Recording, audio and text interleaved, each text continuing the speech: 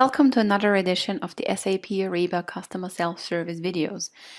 In this series, we are going to see a high-level strategic sourcing end-to-end demo to demonstrate the value of an integrated procurement solution. The goal of this video is to demonstrate the value and capabilities of an end-to-end strategic sourcing scenario. Thereby, I will cover the modules Supplier Management, Sourcing, and Contract Management. As this video is aimed to cover the end-to-end process in under 10 minutes, I will only be able to cover the topics at a very high level. You can always contact your SAP Ariba go-to person if you would require more information on the full set of functionalities, or simply leave a comment under this video what you would like to see in the next edition. First, we're going to start in supplier management. Therefore, we're going to have a look at an already registered supplier, which will, by the way, accompany us through the whole end-to-end process. We can see at one glance that the supplier is registered and qualified, and if we move through the tiles, we would even get more information. The overview tile is aimed to really get a full picture of our supplier status. So in the summary, we do see for what commodities the supplier is registered. We can look up all the contacts which are associated to the supplier. We can even track the certificates, and we can also have a look at the public profile on the Ariba network of the supplier. Since the supplier has already been registered, we're now going to start a new qualification. As you can see here, the supplier has been qualified for 3 categories and even broken down by region. You could always go back and review the qualification questionnaire, but what we're going to do now is we're actually going to start a new one. Right now, we're looking at the qualification questionnaire start point. I'd like to qualify my supplier for the following category and for all regions. This qualification questionnaire doesn't require expiration. I can now decide what questionnaires to be sent to that supplier. We thereby differentiate the global qualification questionnaire, which is valid for all suppliers, and then targeted questionnaire, which, for example, can be conditioned on the commodity, as we can see here, for packaging materials. I can go ahead and send the qualification now to my chosen recipient. We now kicked off the qualification process for this commodity, and we can view that. Based on our own internal process, there are still some steps to be taken in order to mark the supplier as qualified. You can see a summary of the tasks and the to-be-filled questionnaires down here. We're going to skip those steps and look at the results directly. We are now jumping ahead of time. The supplier has filled the qualification questionnaire.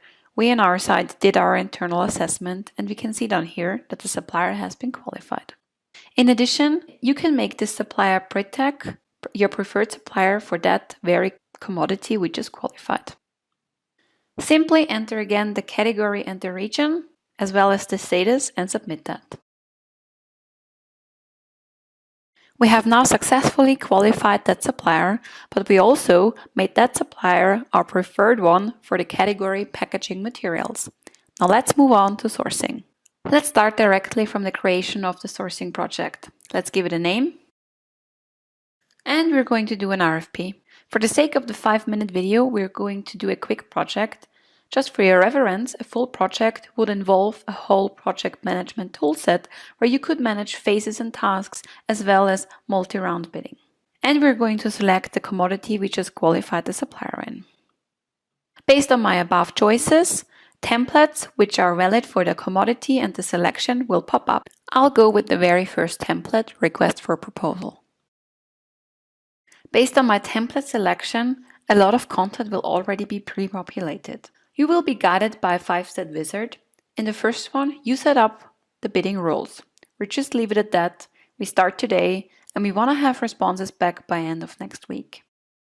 The theme is also automatically being populated from the template. We're not going to change anything here.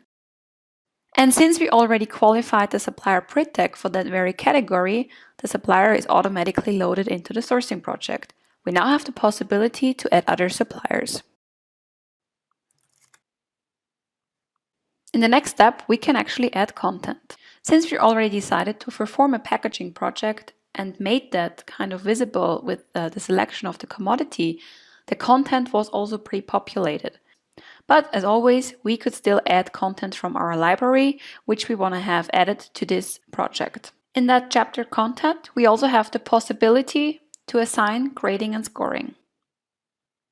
In here, we can already weight and score the answers of our suppliers so that afterwards, when we get feedback, we have that automatically scored by the system. Once the grading information has been provided, we can go to the summary, check if everything is correct, and go ahead and publish the content. We are now awaiting feedback from our suppliers. We fast forward again and now assume that all the suppliers actually submitted their responses. And we can see down here that Pritek and Flying Dutchman actually did. With a little hammer, we see that in all categories Pritek won because based on the price, but also of the other criteria like quality. We can now create a scenario which gives us the possibility to award our supplier. In that case, we're going to go for the best bid and submit that for award. We have now completed our sourcing project for packaging materials and can now go a step further and create the contract. The beauty of an end-to-end integrated scenario is that everything you have sourced you can automatically take over into a contract.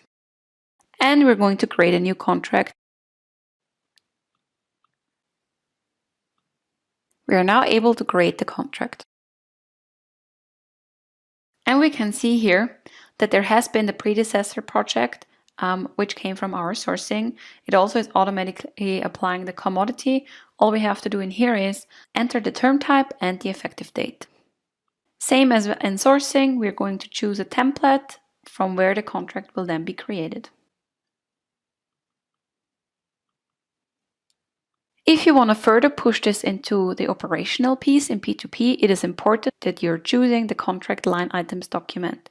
This means that the line items, the lots from the sourcing event, will be taken over into the contract and being pushed further to the procurement, where you then can apply catalog items to it. We are now in the contract workspace to actually start drafting, negotiating, and signing our contract.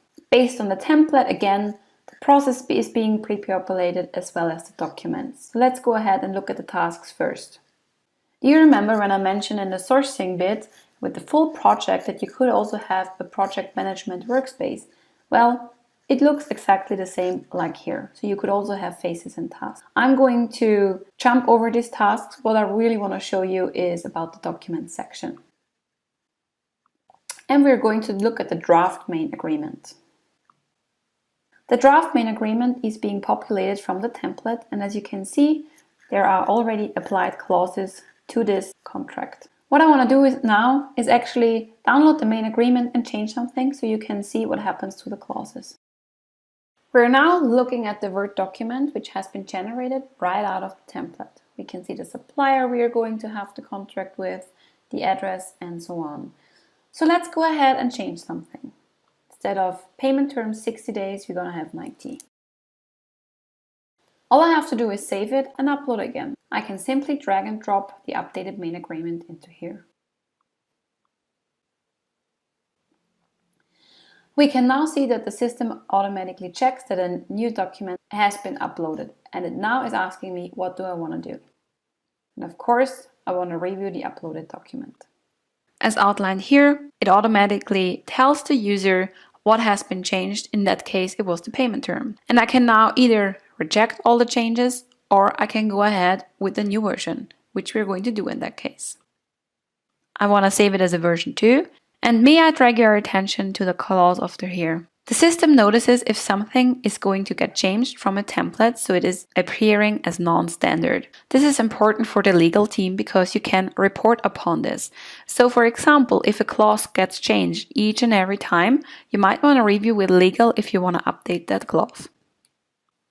We can now go ahead and publish the contract. From now on, it will be sent to the supplier and you can negotiate and redline back and forth. It only comes to agreement when you digitally sign this document. We're not going to do that because we're running out of time, but I'd like to discuss one last thing, and that is the line items document. This might look familiar to you.